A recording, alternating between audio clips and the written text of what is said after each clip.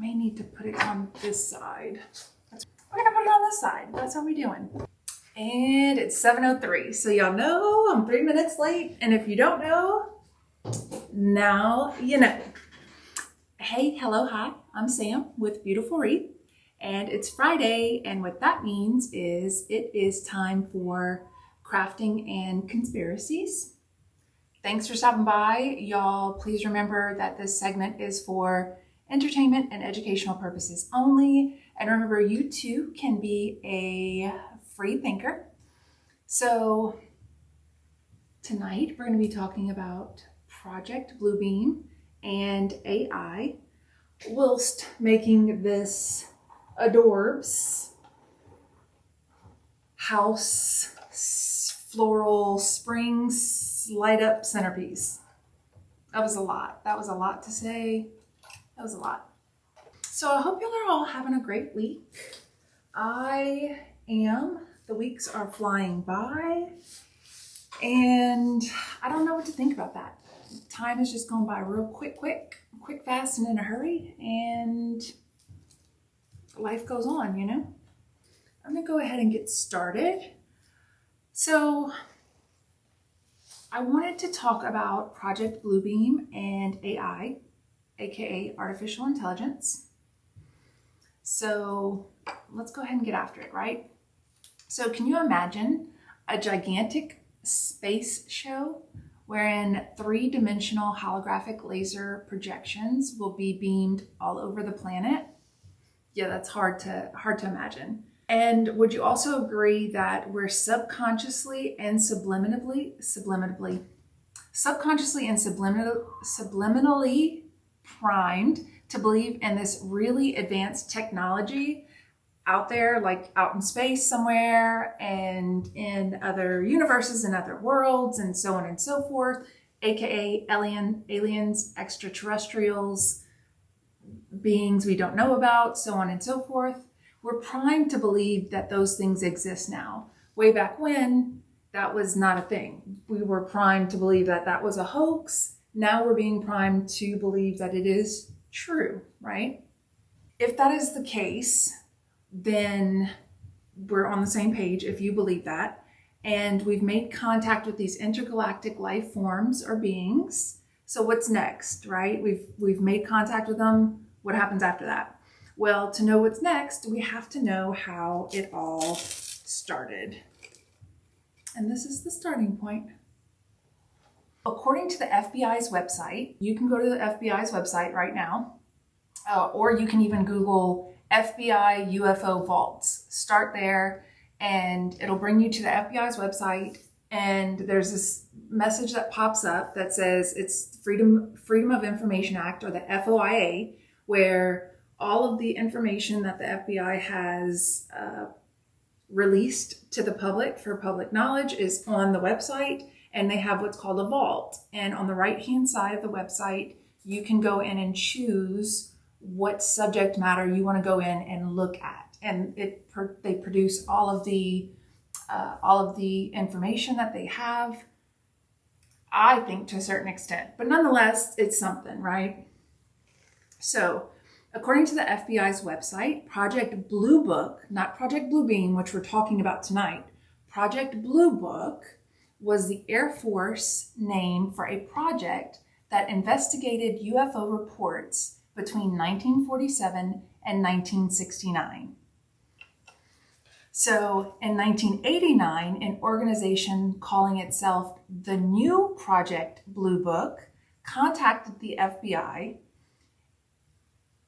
Their vault on the FBI site consists of correspondence concerning this organization, aka the New Project Blue Book. So the Project Blue Book was the Air Force's way of basically collecting information. Hey, Leah, what's happening?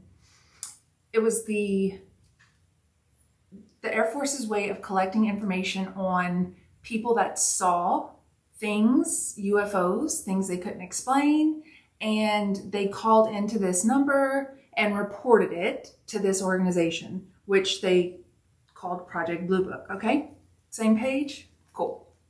All right, so I'll touch on the files in just a little bit when it comes to the new Project Blue Book, but we're talking about Project Blue Book right now. So between 1947 and 1969, the United States Air Force conducted Project Blue Book, and during this time, there were over 12,000 reports from military and civilian personnel alike, okay? 12,000. So I get that that's a couple of years, right? Hey, Angel, what's happening? Welcome. This is what, 1947 to 69? So that's about 20 years. It's 2 decades. There's 12,000. There's probably a bunch that went unreported, if we're being honest, you know, because they probably, for whatever reason, did not report all of them. However, at least 12,000 were reported. And of those 12,000, 701, I think it's 701 were deemed unidentified. The others were verified by military or various governing agencies. So 700 of those 12,000 were actually considered what the Air Force would consider UFOs because they didn't know what it was and couldn't get an answer for it. So I find that to be very significant, okay? The fact that 700 is a lot.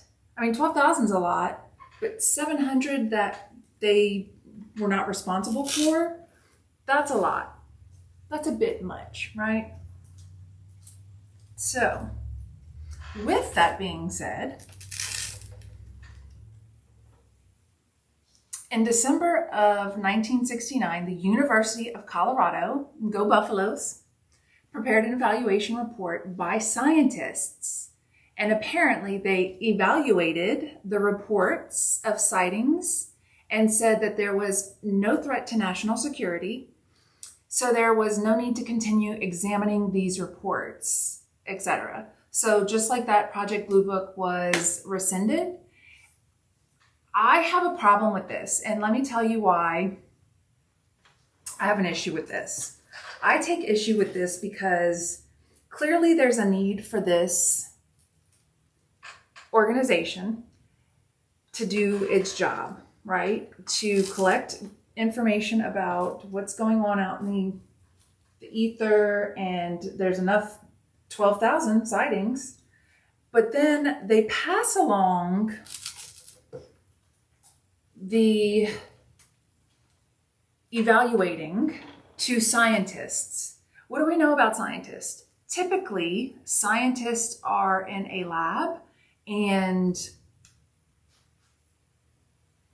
are unaware of what's necessarily going on outside. They're in the lab, they're running tests, not to say they don't go outside, not to say they don't look up in the sky, not to say any of that. However, they're evaluating, scientists, mind you, and doctors are evaluating reports. They're not evaluating things that were brought in, like for spaceships that crashed. They're not evaluating those things. They're evaluating the actual reports of sightings. And they're the ones who deemed that there was no need for any further reporting because these didn't pose any threat to our national security, right? That's what I have a problem with. Do y'all have a problem with that? Like, wouldn't y'all say I would want somebody, instead of the scientists or the University of Colorado, because that's who they, I guess, chose, whatever. I don't know how they chose. I didn't get too far into that. But wouldn't you want somebody that's like on the front lines, especially somebody that's in the Air Force particularly, that's maybe seeing these things, to say, okay, they're not a national security risk. So yeah, let's go ahead and, let's go ahead and stop it. I just think I would have felt more comfortable with that. But nonetheless, here we are. And if you look at the FBI vault letters, there are actually several correspondences with some information redacted, of course. So you'll see these big, large black boxes if you go and look at these letters, and there's hundreds and hundreds and hundreds of documents of information. So of course, I did not read all of them. However, I did read a good chunk of them over the years I've read this information. And so today I was re-upping and kind of just re-informing myself about the information and what documents they actually possessed, right? So there is a lot of redacted information in these vault letters. And of course, the letters are actually from directors and two directors to the FBI. This goes back to the new Project Blue Book. There's this organization that says, okay, clearly there is a need to watch. Yes, we need an X-Files team. Yes, we enacted Space Force, did we not? So if we enacted Space Force, why can't we just enact the X-Files team, right? I'm sure they have one, Tanya, but they just don't tell us about it, I would imagine, right? Because in these letters, they're urging these citizens and even government officials, let's call them, because they were of different sects of the U.S. Air Force and some FBI agents and some that were in this government agency and so on and so forth. They wanted to continue this new Project Blue Book. And there were directors going back and forth, and there were some with J. Edgar Hoover's information on it, some with Eisenhower's information on it, and even some of these letters that were containing Bush's, George Bush 1, his information. So that should tell you how long of a period that these people were fighting for this particular project or this particular organization to be deemed official yet again. Okay. So it was really nonchalant. The FBI was just basically like, look, y'all quit sending us letters. I'm just paraphrasing here. It's not even the FBI's jurisdiction to continue looking at these UFOs because they have already posed and they're deemed no threat to national security. So technically it's the Air Force. So the FBI is saying, y'all need to be talking to the Air Force, right? Now, that brings us to, let's just skip some of the mundane information. You can go look all this information up. You can go to the FBI's website. You can go to the CIA's website. You can go to NASA. You can go to the World Health Organization. You can go to all of these websites. All of this information is plainly and readily available. I think we've become lazy and our attention spans are real little. So I think only the free thinkers, which are typically the ones that are labeled conspiracy theorists. This is my tinfoil hat I'm wearing right now because I'm definitely a conspiracy theorist. We're labeled because we actually take the time to go look at this information from governing agencies, governing bodies.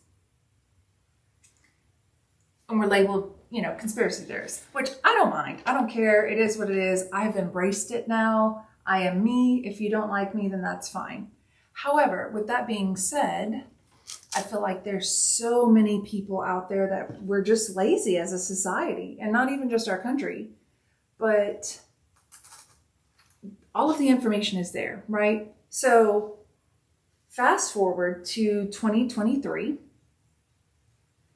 and the UFO congressional hearings where the 3 former military officials said to the committee that basically the government does know more about UFOs and UAPs than they're letting on.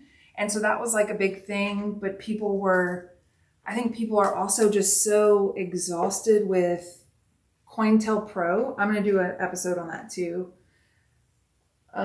which is madness, where the government tells us what they want us to know. Then they tell us the other side that it's not true. They say something is true, then they have another group say it's not true, and then it's pitting 2 groups against each other when they've already given the information out to begin with. But I digress. So with that being said, I think that the government absolutely knows things and does not tell us everything. And I think that there's a reason why a lot of times I think it's okay. I think it's okay that we don't know everything. I wouldn't want to know everything either, to be quite honest. I have said this before. I am nosy to a certain extent. I like to know some things. Oh man, that's stuck to the glass. That's odd. So I like to know some things, but I don't need to know everything. And especially if it puts me in danger, I'm not trying to know. But I don't think you're going to be in danger if you go to the FBI's website to look at these vault letters. Just saying, go check them out, right? If this intrigues you, if this is your jam. So with that being said, that was a little bit of a background on Project Blue book. And that's how we got to the conspiracy theory of Project Blue Beam, okay? So y'all stay with me here. I'm gonna go ahead and read this just verbatim so that way y'all can know exactly what I'm talking about when I say Project Blue Beam. So buckle up, buttercups. Put on your little tinfoil hat and let's get it going. And I would love to know if y'all think that this is definitely a conspiracy theory or if you think it is somewhat valid or if there's some truth in it or if you can see how somebody might get to that conclusion, okay?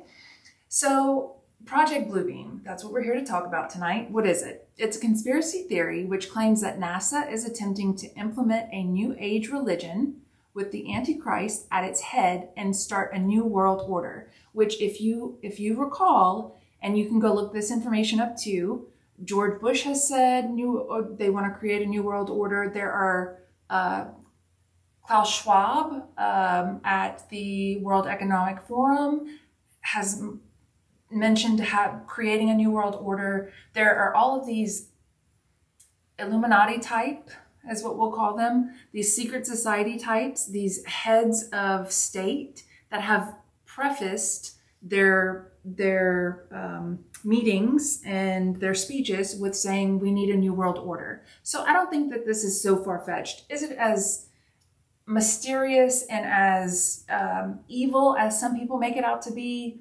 I don't necessarily know. We'll kind of have to see, I think, as time goes on. So as its head and start a new world order via a technologically simulated second coming. So in the Christian religion, we know that there is a second coming of Christ, and the allegations were presented in 1994 by Quebecious journalist and conspiracy theorist Serge Monast. And he later published his book called Project Bluebeam, NASA. Proponents of the theory allege that Monast and another unnamed journalist, who both died of heart attacks in 1996, were in fact unalived. They were unalived by somebody else. And that the Canadian government kidnapped Monast's daughter in an effort to dissuade him from investigating Project Bluebeam. I know that's a lot to take in. I get it. Stick with me and we'll look at the theory, and it gets a little bit more not so watered down and a little bit more palatable so that you can think it might possibly be for real. The project was apparently supposed to be implemented in 1983. That's 40 years ago. But it didn't happen. It was then set for implementation in 1995, then in 1996, then finally in 2000, because it did not happen, right? So when we're saying it's supposed to be implemented, what are we saying is supposed to be implemented, right? The theory is that without a universal belief in the New Age religion, the success of the New World Order will be impossible. The alleged purpose of Project Bluebeam is to bring about a global New Age religion, which is seen as a core requirement for the New World Order's dictatorship to be realized.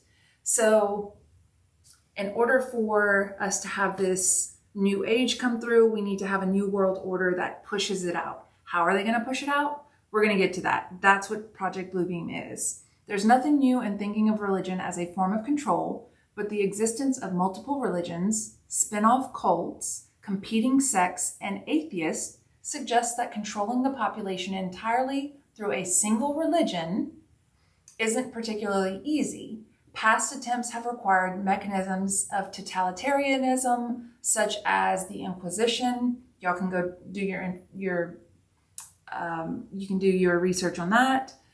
Monast's theory, however, suggests using sufficiently advanced technology to trick people into believing. Of course, the plan would have to assume that people could never fathom the trick at all, something contested by anyone sane enough not to swallow this particular conspiracy.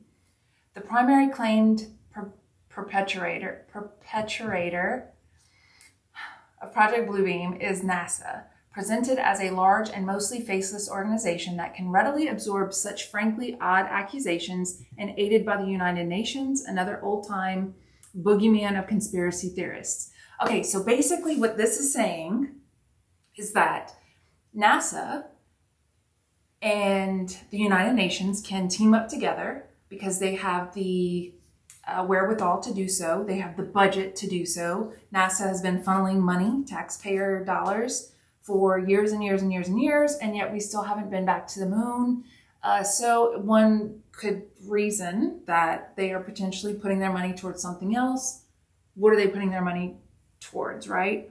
And so they can put their money towards creating these holograms, or something that can project large enough for large populations to see it and think, oh, that's the second coming of whatever religion, right? So for instance, if it's Christianity, it would be Christ. If it is Islam, it might be Muhammad. If it is Hinduism, it might be Shiva.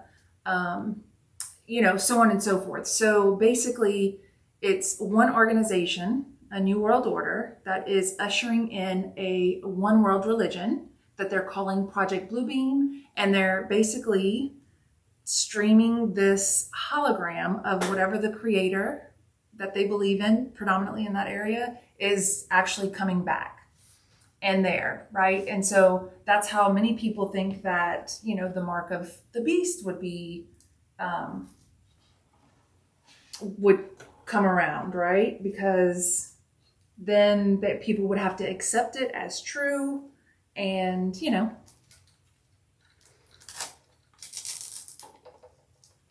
people would be fooled. Now, I don't think that this is so far-fetched, because I don't think it's true, 100% accurate, but I can see how people understand that, because NASA does get a lot of taxpayer money. And the United Nations is always at the forefront of, I don't want to say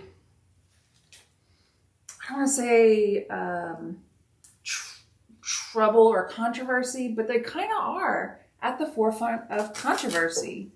When you talk about the United Nations, you always have some sort of conspiracy theory behind it, right? Or at least I've seen many. So in order to do this, Monast has outlined it in steps, right? So step 1 requires the breakdown of all archaeological knowledge. This will apparently be accomplished by faking earthquakes at precise locations around the planet. Fake new discoveries at these locations will finally explain to all people the error of all fundamental religious doctrines, specifically Christian and Muslim doctrines. This makes some degree of sense. If you want to thoroughly usurp a current way of thinking, you need to completely discredit and destroy it before putting forward your own. So basically, people would say, oh, you know what? I see where there's error in the Bible or the Quran. And this is all alleged. Y'all don't come for me. I don't want to debate religions on here. I'm just telling y'all what the conspiracy theory says, okay? If you want to have a real conversation with me, slide up in my DMs and we can chat all day long. But this is for entertainment and educational purposes only, okay? So step 2 involves a gigantic space show wherein 3-dimensional holographic laser projections will be beamed all over the planet. And this is where Bluebeam really takes off. The projections will take the shape of whatever deity is most predominant and will speak in all of the languages. At the end of this light show, the gods will all merge into one god, which would then be considered the Antichrist. So again, this is very much from Monast's thought process of how this New World Order will come to play by coming through this conspiracy theory, which is called Project Bluebeam, which is what we're talking about this evening. It's baffling, I get it.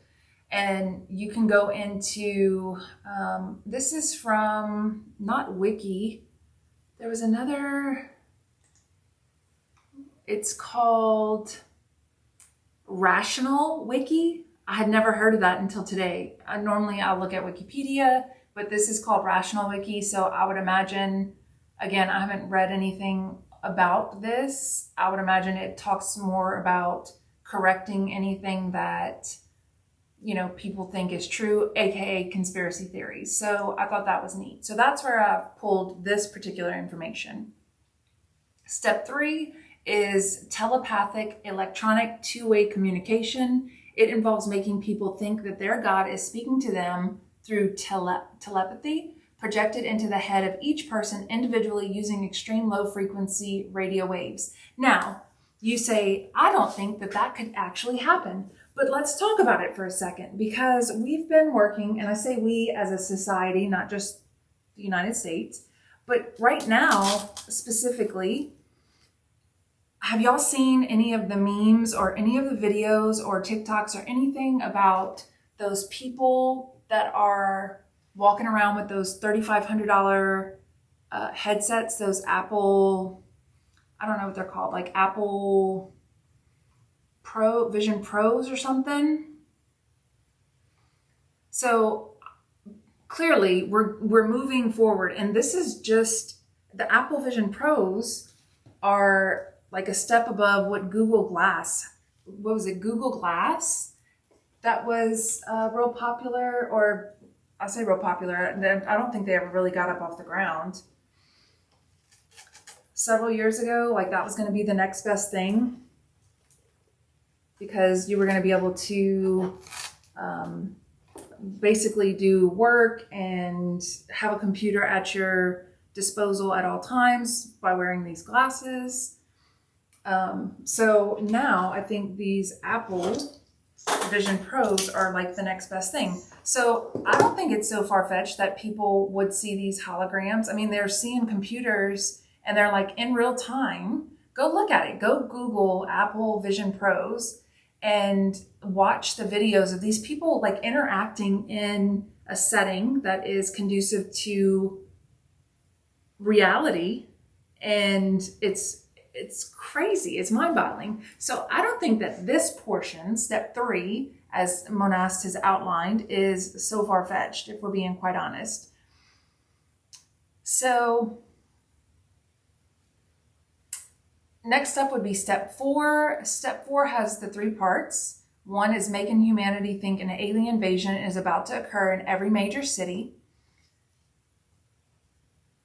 As we talked about just now, 2023, we're starting to confirm that UFOs and UAPs do exist. We're starting to give out information, or these governing bodies and agencies are starting to put out information and say, okay, it's now declassified. Y'all can read it if you want, but they know that most people are lazy and aren't going to go read it.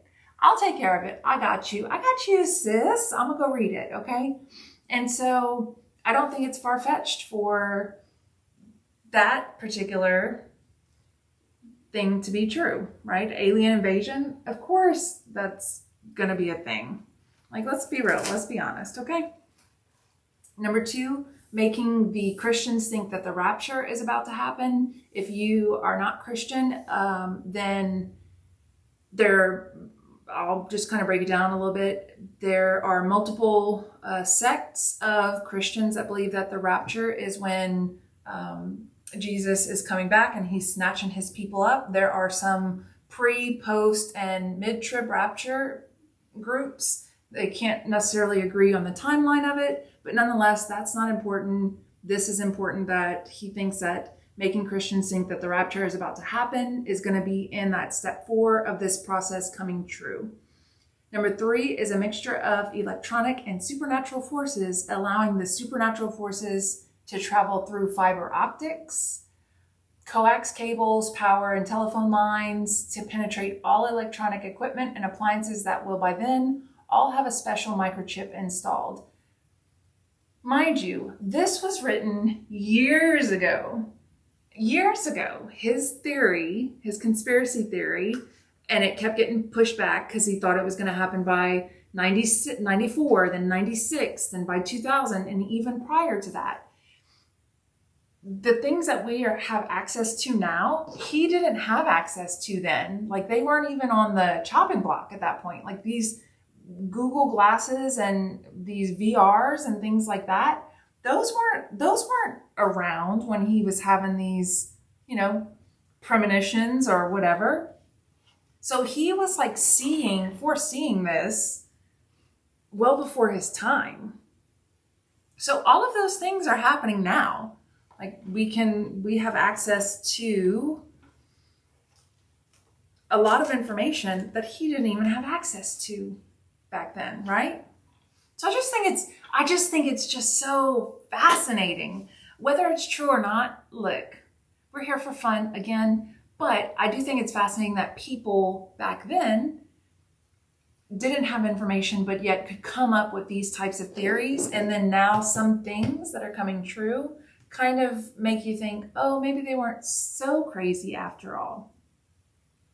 So then the chaos will break out and people will finally be willing, perhaps even desperate, to accept the New World Order. The techniques used in the 4th step is exactly the same used in the past, especially like in the USSR, to force people to accept communism, right? And so a device has apparently already been perfected that will lift enormous numbers of people as in a rapture. UFO abductions are tests of this device. So that's what he thinks. So because, like I said, in Christianity, we believe in, the rapture, whatever portion of it. I don't want to get too much into that. Again, if you want to talk about that, then by all means, hit me up in my DMs. I don't want it to become a political debate or a religious debate. I just kind of want to shed some light on it. And I want you to go do your research on it and develop your own opinion about it. And so clearly he thought that this is the way that it's going to happen. This is the way that Project Bluebeam would, kick off. And UFO back then in the 40s, 50s, 60s, 70s, the abductions that people were talking about and still talk about to this day were tests of Project Bluebeam. And this is how they would get a hold of the people, right? So I think, again, like I said, I think it's fascinating, and I could see how one might come to that conclusion given all of the information that we already know, right? Project Bluebeam proponents believe psychological preparations have already been made. Monast, having claimed that 2001, A Space Odyssey, Star Wars, and Star Trek series all involve an invasion from space and all nations coming together. The first two don't. The third is a peaceful contact. And that Jurassic Park's propaganda sees evolution in order to make people think God's words are lies. So we're taught evolution to begin with. I mean, in school, I remember being taught evolution. So we're already programmed, like I said earlier, to believe that that is the form of how life started, right? So again, when you start putting all these little puzzle pieces together, you think that that might actually have some sort of merit to it. The New World Order, according to Monast, his book detailed the theory, and in 1994, he did a lecture. He detailed what would happen afterwards. All people would be required to take an oath to Lucifer, the Antichrist, king, whoever is, now in charge, with a ritual initiation to enter the New World Order. Resistors would be categorized as followed: Christian, prisoners to be made medical experiments, this is all alleged, okay? Prisoners to be used as living organ banks, healthy workers that would be work in the camps, uncertain prisoners that would have to go into re-education centers, and the International Execution Center, and as yet unknown 7th classification. So that's a lot. I don't know how he had all of that information and how he even thought all of this. I don't know if he had a dream, if he had a nightmare or what, you know? I mean, it's because it's pretty dense. He has some information. So I did mention AI, and if you've been watching my Facebook all week or just seen some of my Facebook stuff pop up this week, you've seen that I have been posting little pictures of aliens with little crafting and conspiracy signs. And I did that because I wanted to play with some AI generated pictures and come up, you know, of course, with like a little logo for crafting and conspiracies, because I love doing this. I'll continue doing this. Even if I don't do it on Facebook, I'll probably start to do it a little bit more on YouTube.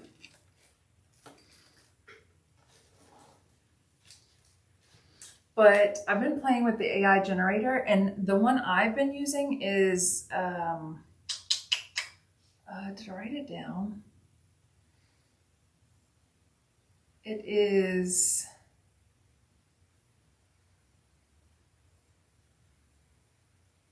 Copilot. So it's the Microsoft AI app. So you just type in what you want to see. You download the app and you type in what you want to see. Now, I will say this. I played with it for a long time because I have a bunch of different pictures of aliens with glue guns and wreaths and whatnot. And so I spent some hours on it, if I'm being honest, over the days. Like when I'm laying down, I'm like, oh, okay, let me play with it. Or if I'm just kind of watching TV aimlessly, I'll play with it. Well, probably one out of every 4 pictures was accurate. So AI still has a long ways to go. I think we still have, a little bit of a ways to go. I don't think we're going down just yet, y'all. I think we're going to be okay. We're going to be all right. But if you think about just a year ago, oh, thanks, Tanya. Yeah, I thought they came out cute too. If you think about just a year ago, and I said this in the last video last week, that we've come a long way. So the first AI video that I talked about was the Will Smith eating the spaghetti. And you can Google that too. And you can see how disheveled and I don't want to say unprofessional, but just it's not well put together. It's not like the AI now. And then if you noticed, I also I also posted a picture where in Australia, there was a company, the Illuminati company. I think it was called the Illuminati House of Illuminati or something. They were what kind of company were they? Like a party planning company or a promoter, so to speak. And they were promoting the Charlie and the Chocolate Factory experience. And people were paying like hundreds of dollars if they had a couple of kids for these tickets. And then they were using AI generated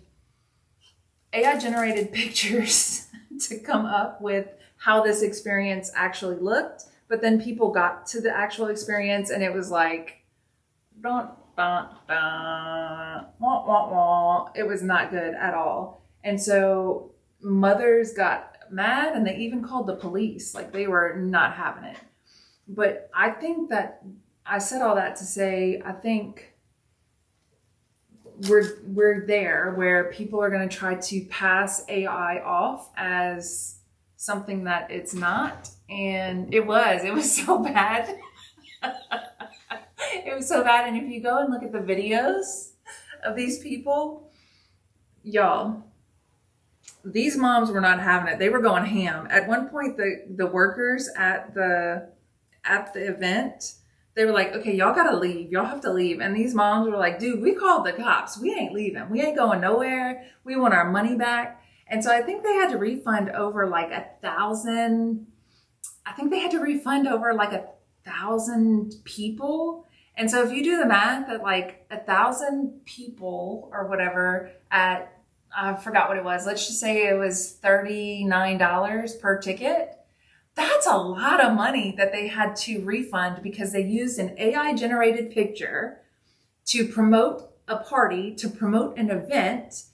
And people get there and that's not what the event is, right? So I think that's how AI is going to get us in trouble right now. I think long-term effects of AI, and we've kind of touched on this before about how artificial intelligence right now, they're already mapping out, they're doing the Internet of Things, right? So like they have these smart refrigerators and smart dishwashers and smart TVs and smart vacuum cleaners. If you have a Roomba vacuum cleaner, it's mapping out your house, and people, the government clearly has information on you if they want it, because that information is reported back to the company, the iRobot or the Roomba company, and the government can come in and seize that information. Ask Edward Snowden. That's why he's still ostracized. He said the government's collecting all the data. They're collecting all the data so they can use it at their fingertips. It just would take some time.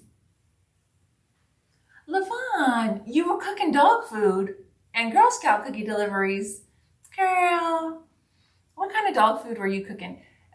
You know what? We're so alike. Let me tell you. I cooked chicken last night and we warmed it up. We fed half of it to Ruth last night and warmed up the rest of it and fed it to her today.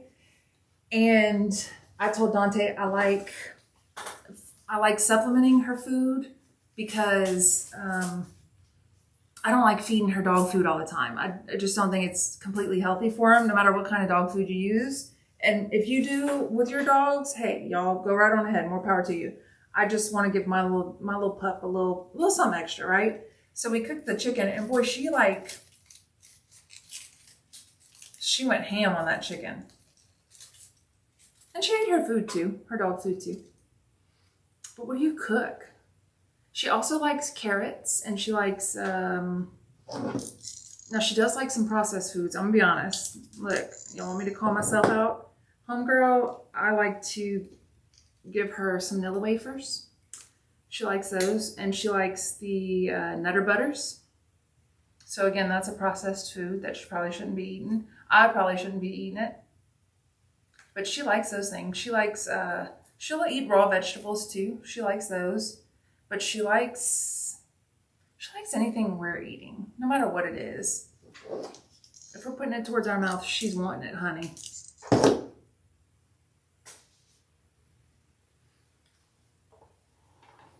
So I'll turn it right here so y'all can see what I got so far. Where's my pick?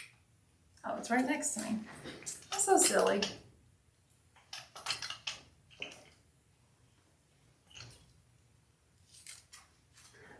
I do a couple of these. So yeah, chicken, rice, oatmeal, carrots, green beans, and apples, and chicken broth. Ooh, oh, you have 2 pressure cookers? Dang. Man, can I be one of your dogs if I'm reincarnated? I guess I should probably do some of that too. Because it's just healthier. It's healthier for the pups, you know? So y'all, I definitely feel like we are not quite there yet when it comes to AI taking over, clearly, because we can still unplug it, right? And some people, there are some conspiracy theories, I haven't covered this one yet, but that there will be what they called an EMP, And so some people think that that's why, if y'all have read anything in the news about these bunkers being built by these millionaires, and then like for instance, Marky Mark, little Zuckerberg, is building a bunker. It's $32 million or something crazy in Hawaii. And so some people think that there will possibly be an EMP at some point. That's an electromagnetic pulse. And when that happens, that is enough to knock out all of the power on Earth. So it basically throws us back into the Stone Ages. So we have to learn how to siphon water and clean it. We have to learn how to, make sure that we keep our bathroom habits away from where we keep our heads, because that's how people, passed away. If they got sick, they would get, diarrhea back in the day. And I'm talking about the 18th century, 16th, 17th, 18th century, and even before that. But, if people got sick, if they got a stomach flu, then they were basically quarantined because they didn't want to be, they didn't want to expose anybody to it, because it was so easy to basically die of dehydration back then. So we would have to learn all of that again, right? And I just don't know. And then there's estimates. There's actually estimates of, if that happens, approximately 1/3 of Americans, I don't even know about the Earth, but approximately 1/3 of Americans would not make it, because they just would either get into these riots, or they would get into fights, or they would get sick, or, whatever the cases might be. You do have those Great Danes. Yeah, it keeps their glands cleaned out. So this is what I was telling Dante earlier today. I said, I saw a video on YouTube, of course. That's where I go. I go to YouTube. But I saw a video on YouTube, or it may have been TikTok, where this guy I think he was from the UK, possibly, and he was showing what he was feeding. I think he had I don't think it was an English bully. I think it was maybe like a Mastiff or a Mastiff mix, or whatever kind of dogs. Big dogs, really big. Like his head was like as big as like my whole torso, right? He would feed, in one sitting, he would feed his dog like quail eggs and chicken and fish, like raw stuff, right?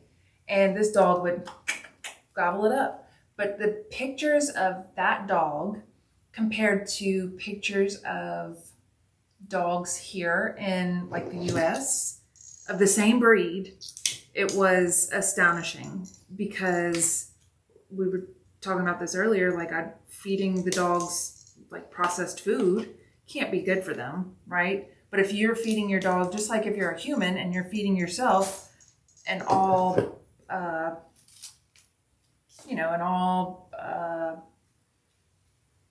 raw type diet, a whole foods type diet per se, then you're going to be healthier than somebody that's eating Hot Pockets and taquitos. I'll be honest, I had some Hot Pockets and taquitos this week, but I did have a chicken salad and chicken fettuccine too. But nonetheless, I'm getting there. Chicken's whole. That's a whole food, right? I mean, it's not a vegetable. It's not like a broccoli, but whatever.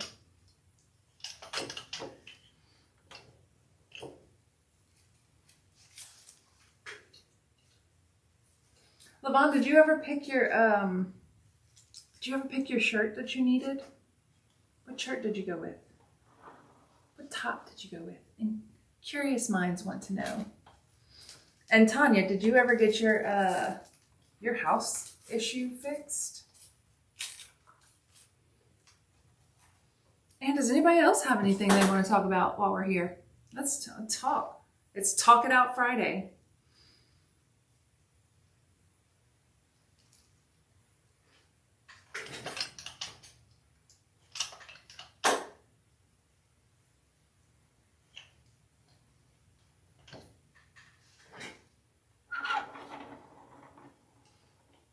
go back to the front so y'all can see that.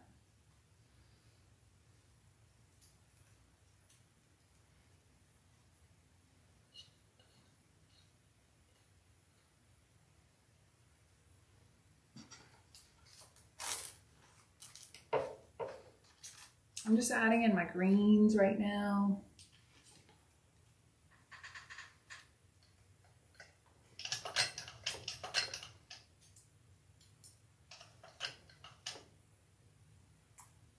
Oh, yeah, that's smart. That's smart, Levon. See, and look, Tanya had a septic system issue. Thing better not go often.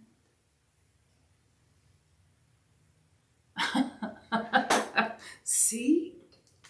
One thing, a septic issue. I mean, I'm just saying, we wouldn't make it if we had an EMP.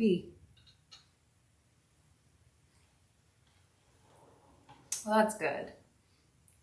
Glad we're in the up and up.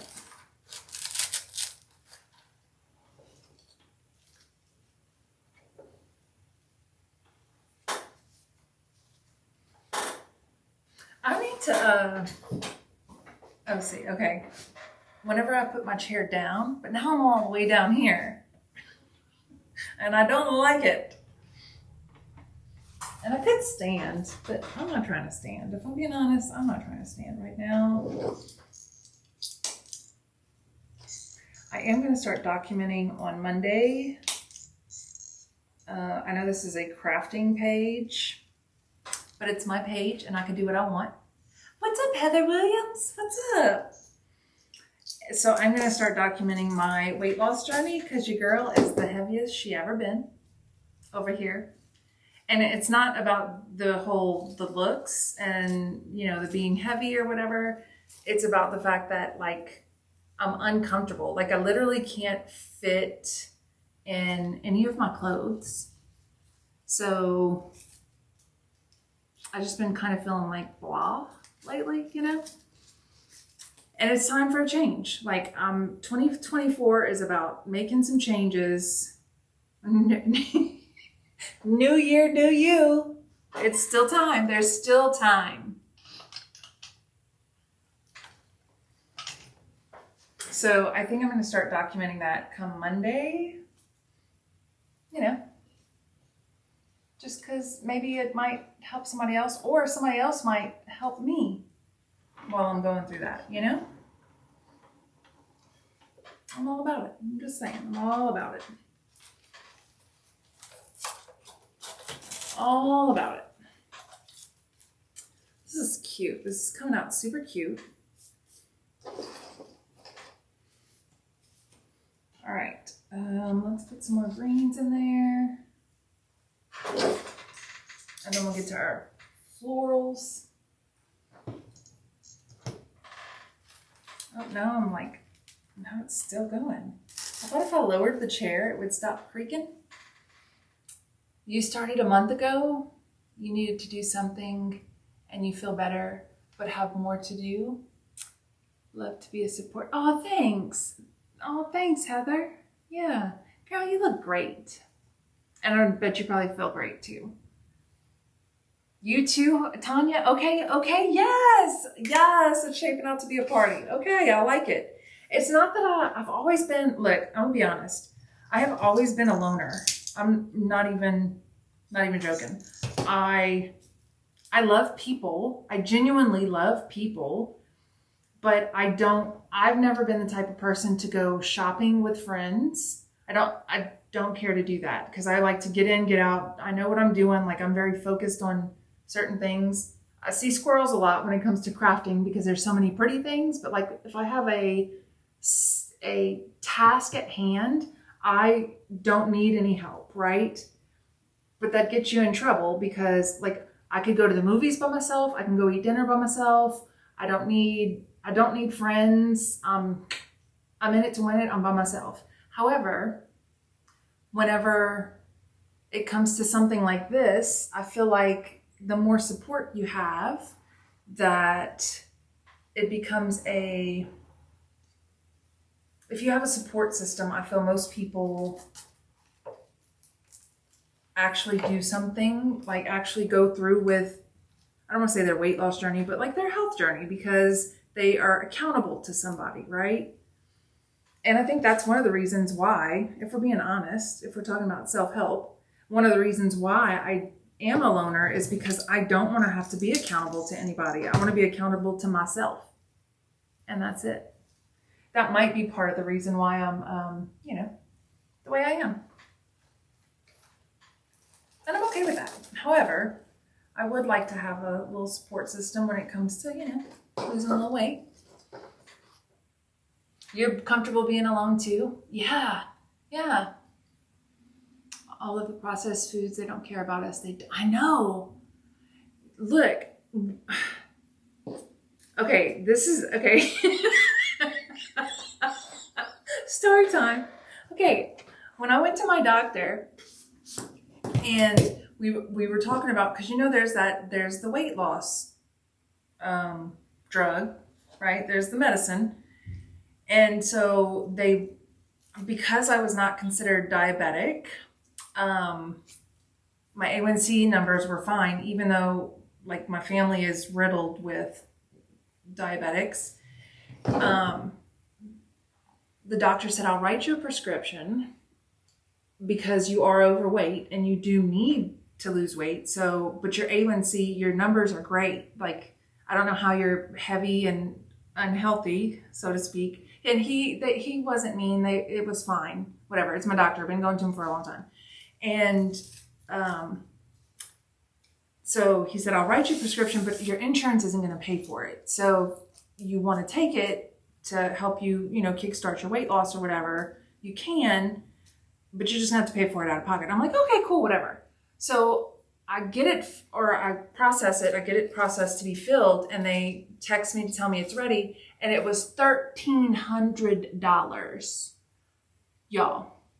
$1,300 for this medicine. I was like, no thanks. I'm gonna have to do this on my own. However, the problem is I am a binge eater through and through, have been my whole life. I'm sharing that with y'all because I love y'all, and I know this is going to be on the internet forever, and I don't care. If I didn't want to share it, I wouldn't. But like the other day, Dante threw away, I don't eat Popeyes, like going back to Levon's thing about these processed foods and what they get us addicted to and all that.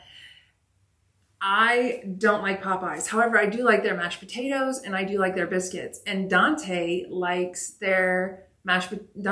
all of their food, and Jason likes their food. So they like to get it. They get me the little sides and we're done. Well, I came out here and I was fiddling around. I was doing something else and Dante threw away my biscuit. Well, it was at the very top of the, like we have a pull-out trash can, right? And it was still in the little box in a bag, and he threw it away, and it was at the very top. And I was like, man, I was like, damn, Dante, I can't believe you threw that away. so I opened up the trash can. I was like, oh, it's on the top. And Jason was like, don't you do it. Don't you do it. I was like, it's not even touching the rest of the trash. It's like, it's there for me. So I straight grabbed that ish out the trash and ate it. Look, here's the problem. I know I have a problem. Hence why we're starting on Monday. Okay? Monday. I'm gonna give myself the weekend, and then Monday we're getting after it. But yes, they get us addicted to these things. And if I'm not addicted to sugar, I wouldn't have thought twice about that biscuit that was in the trash can. It's a mess. It's a mess. I know. Yeah, so I did, however, start Jason is working right now, and so he'll be back next week, sometime next week. But he took a bunch of protein shakes with him, and he left me a bunch. So actually this morning, I started drinking the protein shakes again. Carrie from the UK, what's up, Carrie? How are ya? We're making us this cute little thing tonight, and we're just chit-chatting. I talked about some conspiracy theories earlier, And now I'm just trying to finish up. If you care to hear anything about the conspiracy theories, you can always go back and watch the replay, or I'll go ahead and cut it down. Like I'll cut this video down and upload it to my YouTube channel and then paste it in my Facebook page. So, you know, there's always ways to watch. But hey, Kim. Hey, Evelyn. Hey, y'all. Welcome. Happy Friday. Let's get some of these florals in here. I hope y'all are all having a great week. Carrie, are you doing an event? Are you going to be hosting an event? Thanks, Rhonda. I thought I saw something about that earlier.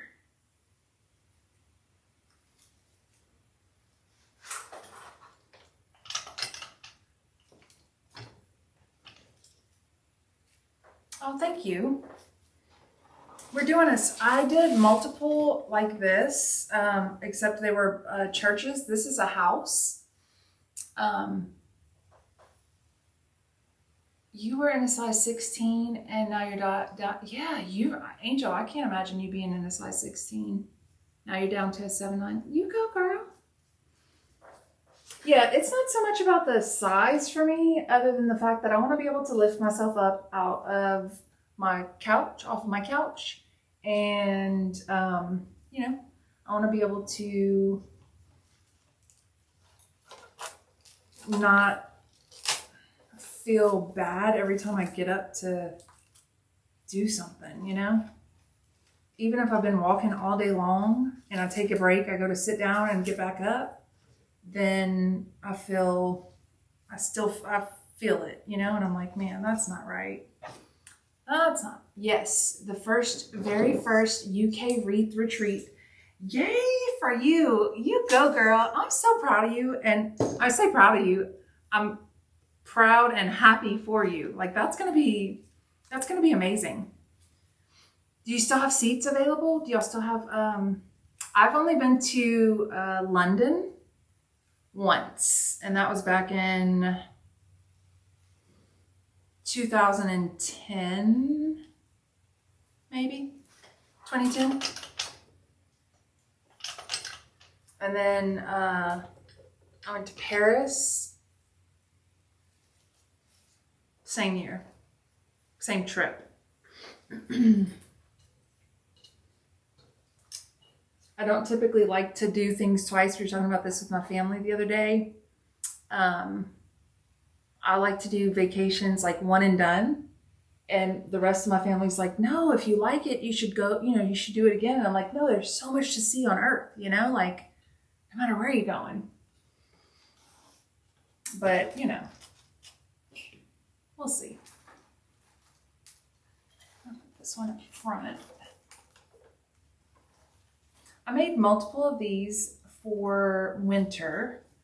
I think I did 5 total. Because they were big hits. They were quote unquote churches or houses or whatever. They were more, you know, spiritual as opposed to, you know, like a house in the woods that's overgrown. That's got some overgrown flowers. I'm going to save this piece for later.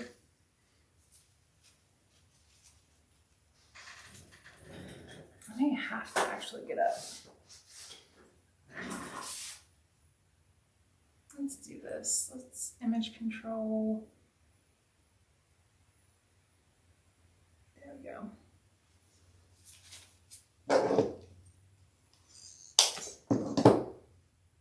Oh, my base. How do I put this right here? Hopefully it's not in the way. The base that I'm using is just a slat board from Walmart. And I got the unfinished board. You can't tell, but it's actually like, you know, unfinished wood. I can tip it over because like I super glued and glued this bad boy ain't going nowhere. but I got the unfinished one because I knew that I was going to put the foam on top of I put foam on top of the board and then glued it down and then glued the house down to the foam and then laid my moss and then did, you know.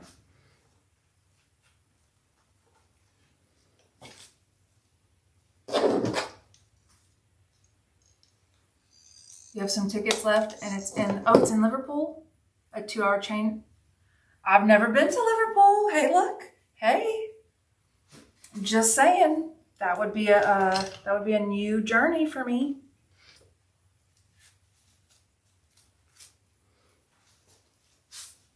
I'm all about the journey.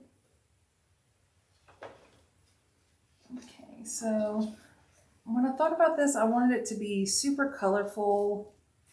I didn't want the colors to be too harsh though, but I did want to make sure I threw in some of the darker colors, and I didn't want it to just be spring because I wanted somebody to be able to put this on, you know, like a foyer table or an entryway table, or heck, even like a dining room table, and be able to use it all the way through, you know, summer.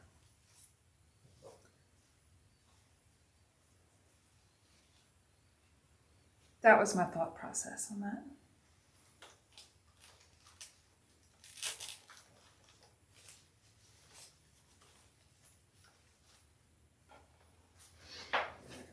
Okay, and then I have all of these pretty little flowers.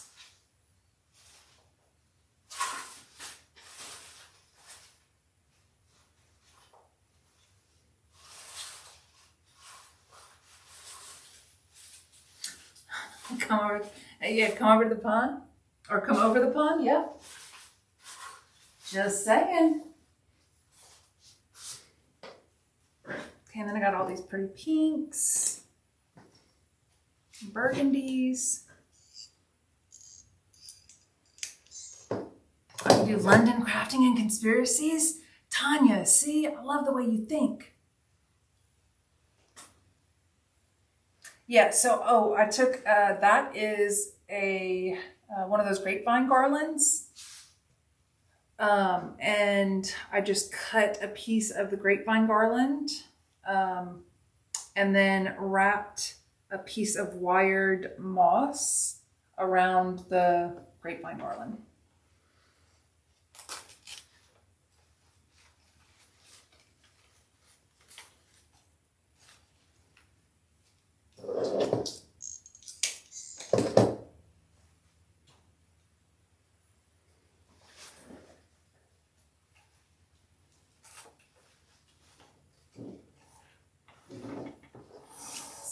On the back too. I do want to make sure I leave access for the opening of the battery pack so that somebody can pull, I guess they can pull it out. No, I want them to be able to pull it out of the back and put new batteries in it.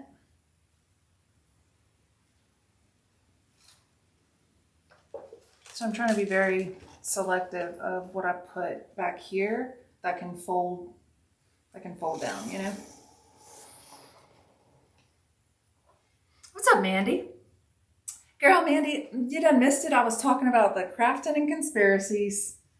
We were talking about Project Bluebeam and AI. You know how I do. I'll be silly.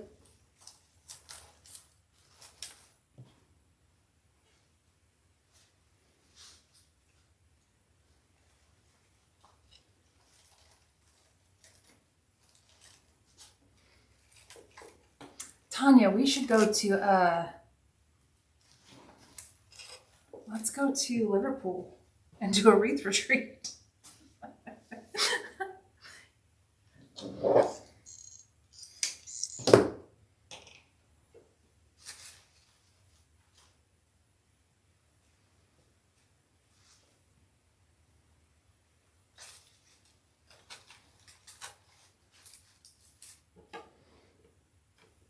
Okay, let's add, and look, I got I got these cute little birds. I like those cute little birds. They're little baby birds. Little baby birds.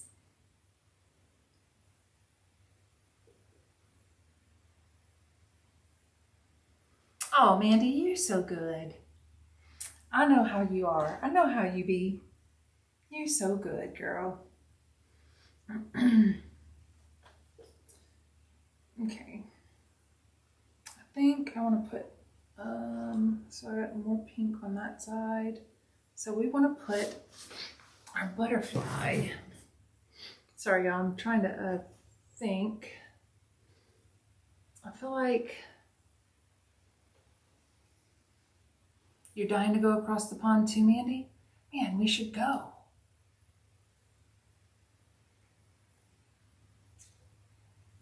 I don't know if I want to. No, I don't.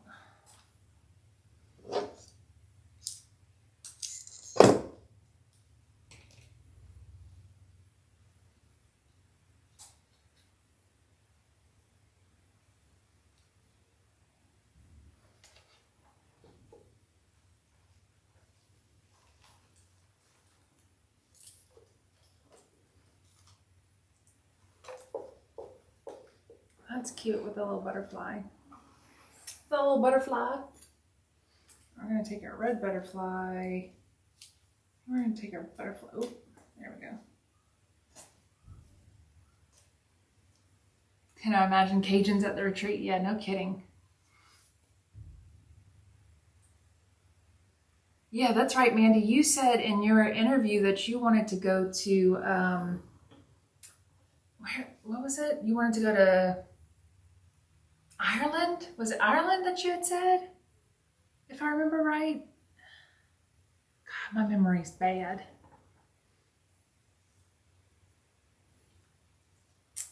Thanks, Carrie. So we put the purple one, the pink one there. Let's grab our little cordless glue gun. We're gonna try to connect this bad boy to the actual vine. Now I could have just kept the wire on there and wrapped it. However,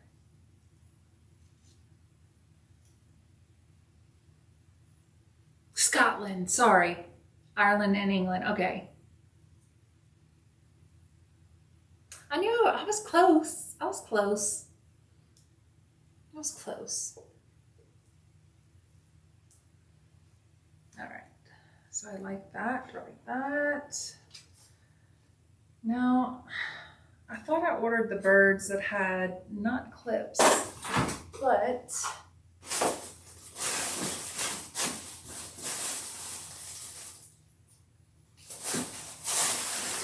let me dig into the trash can again. There's no food in this one, I promise.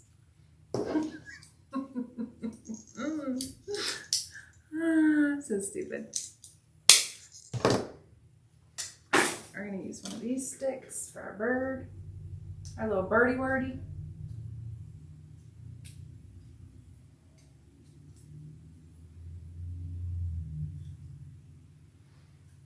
Let's go ahead and grab this glue off of there. All right, so I want him to be kind of up front, hiding in some of this. There we go.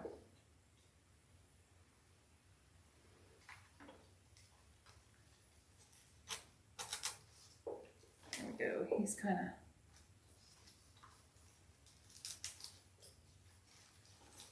of chilling in the greenery. All right, and so I have to add some blues.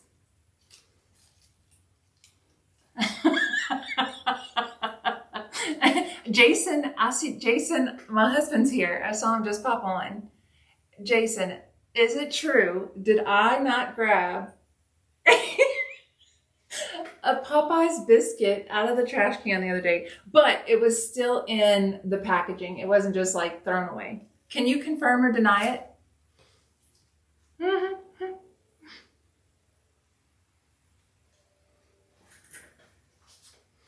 Uh-oh, he's not saying nothing, y'all. He might be confused, like, oh, I don't know what to say. I don't know what to say about my wife. What do I say? What do I say? The truth. You say the truth, hon.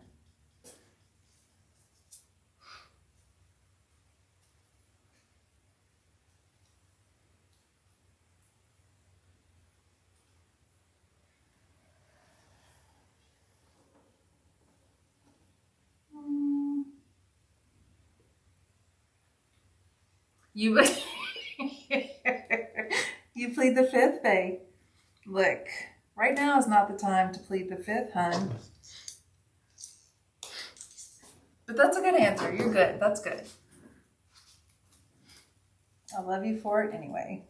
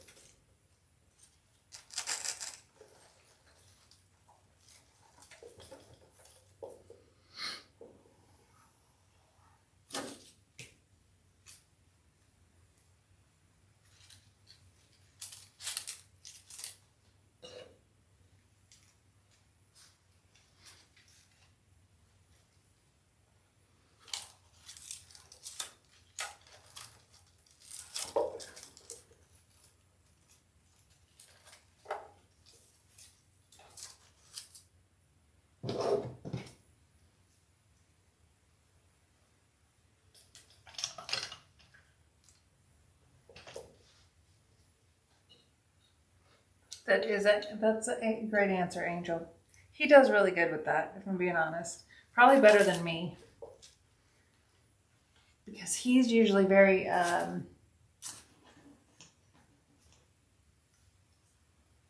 he usually takes his time to think. When it comes to like important stuff, usually if it's just some BS, he's just real quick to mouth off.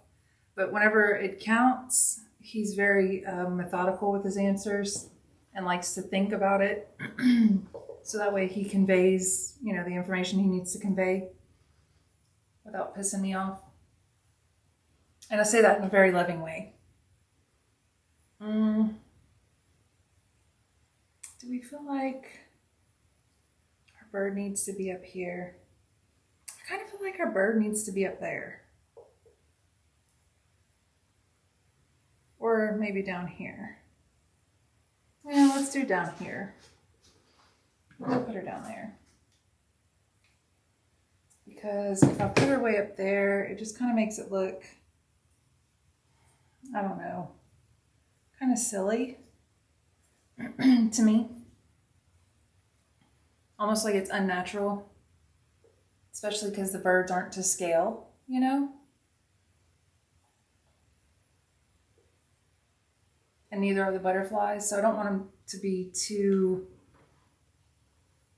That's good. I think with our butterfly and our bird, and then our butterfly and our bird, I think that's cute. Well, good night, Carrie. Yeah, no, absolutely. Thank you for stopping by.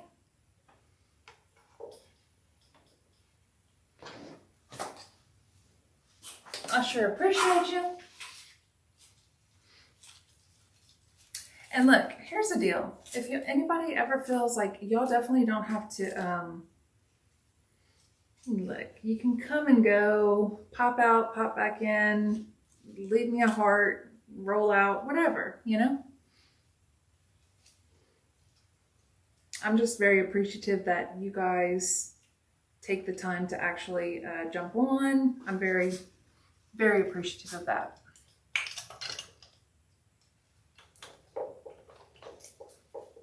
Especially for my OGs. Okay. I know I keep sitting back down, but that's because I need to be eye level for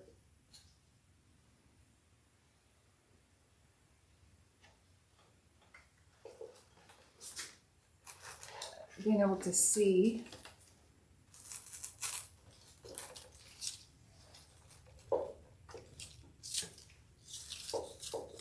And I'm not too far from being done, y'all, honestly.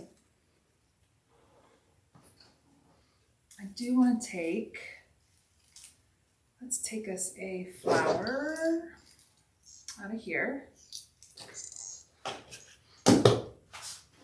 And we're gonna go ahead and wrap this flower. I wonder if it's gonna do, let's see.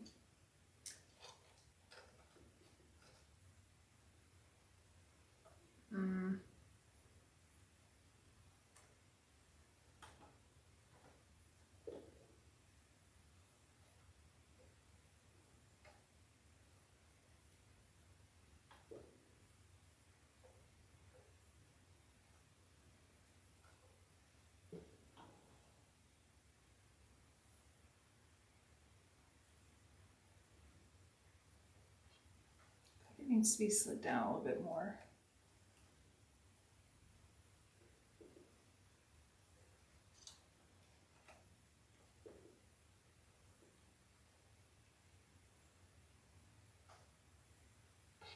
I'll let that sit for a minute. I think they were further down.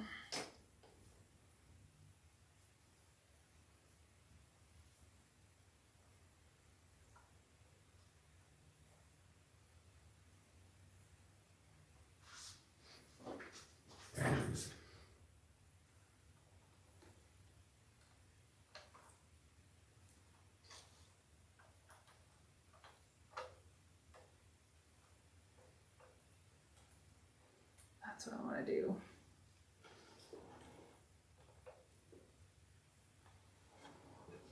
So this one, I have to move it under our butterfly or to this branch.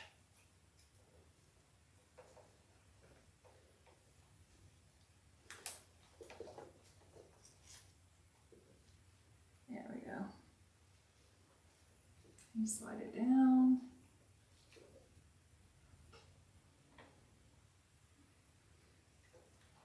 I need a longer one. Your dogs keep barking at the door and nothing is there. You either have aliens, FBI, or Tanya, you might have aliens and the FBI on your porch. Just saying.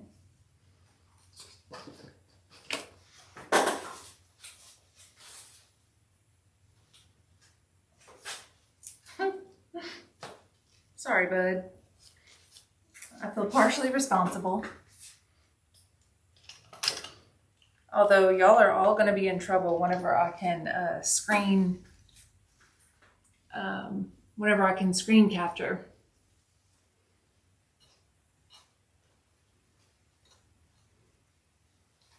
And y'all can see what I'm looking at on my screen. Oh.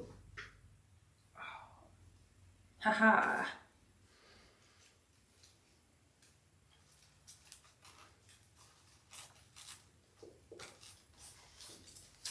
You ever feel like you dodged a bullet whenever the glue gun falls but doesn't land on you? See, yesterday I had an incident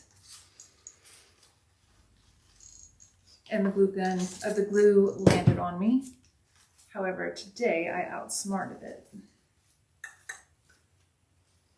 See, this is too high.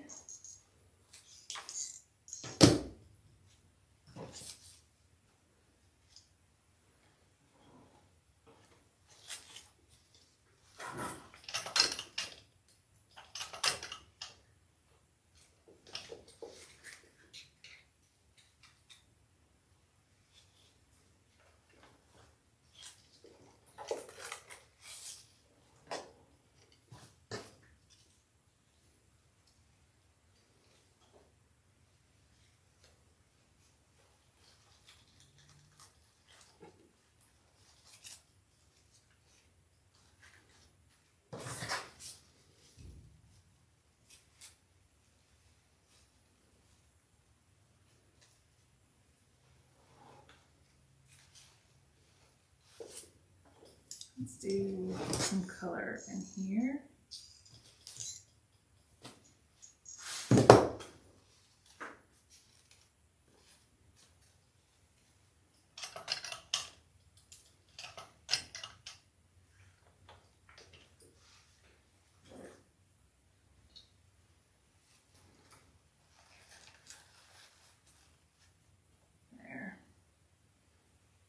How cute. How cute is that? All right, let's get some of this stuff going on the back. I'm impressed by this little guy. It's cute.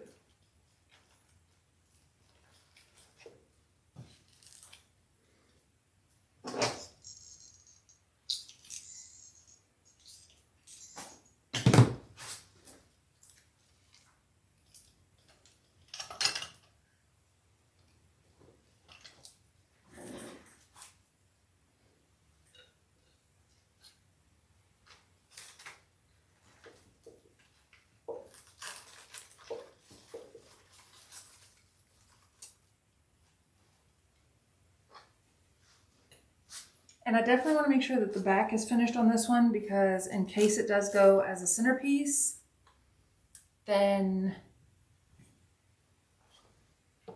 it'll be full. It'll be a full 360. You know what I'm saying? You get what I'm saying?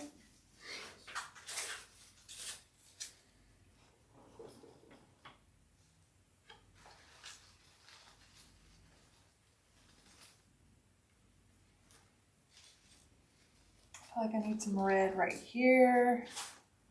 Other than that, let's pull apart our last little 60919 piece.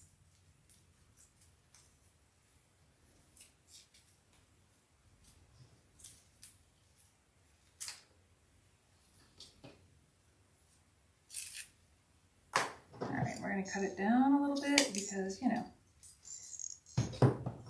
can't be having a bunch of long pieces sticking out.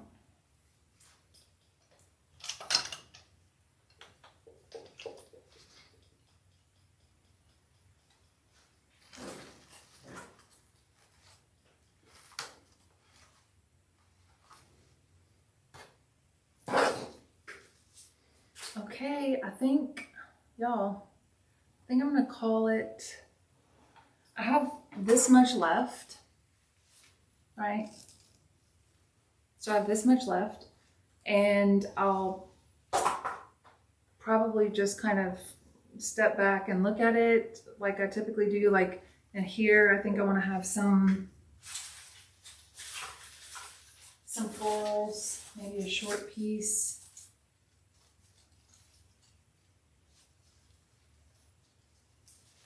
Some peach would be good right there. So I'll take a step back and I'll look at it and I'll say, oh, I need to fill in here. I need to do this here, which is what I typically do.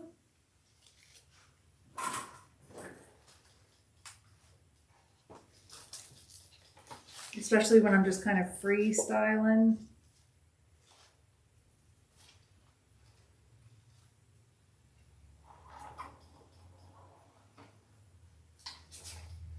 All right, so here is our finished piece. Let's go ahead and go back there.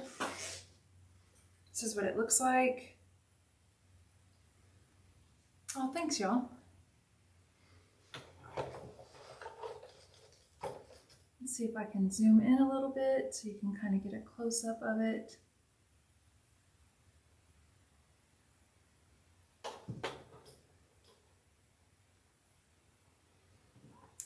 And it does light up.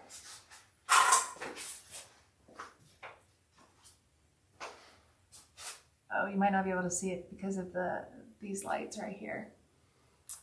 Thanks, y'all.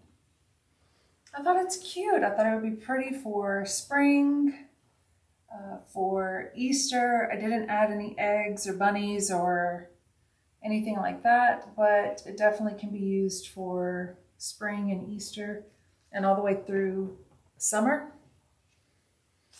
So if you are a customer and you are watching this and you want it, I know where to find me. y'all can send me a message and we'll go from there.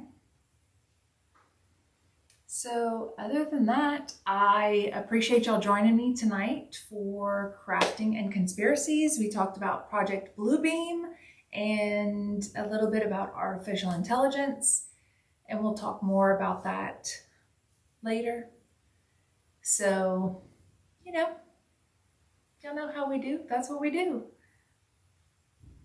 If y'all have any questions, y'all let me know. And if not, I'll see y'all next time. Thank you, Tanya. YoutheBomb.com. We need to talk about going across the pond, just saying. All right, I sure do love y'all, and I hope y'all have a great weekend, and I'll talk to y'all later. Bye.